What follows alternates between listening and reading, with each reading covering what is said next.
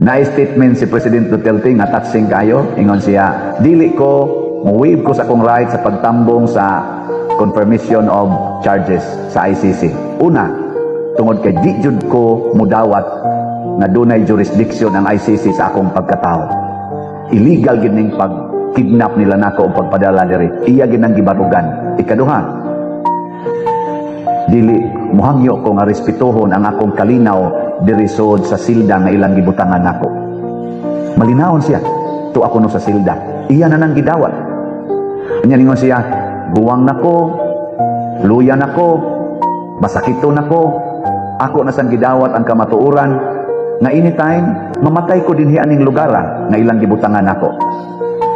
Para sa mga tao nga nangandoy nga mahitabo ni nako, pasabot nga mamatay siya dito,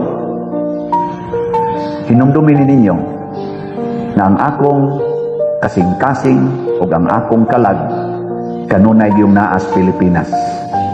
Mamatay man ko niining maong sitwasyon, padayon kong nahigugma sa Pilipinas. Ana siya.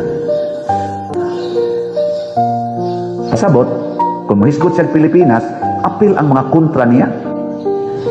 Tibuok yung Pilipinas ang iyang gimahal. Dili lang para sa iyang kaugalingon. Yan ay ni comment nga attorney. Tanawa ragod ang statement ni President Duterte. Wa siya mangayog tabang.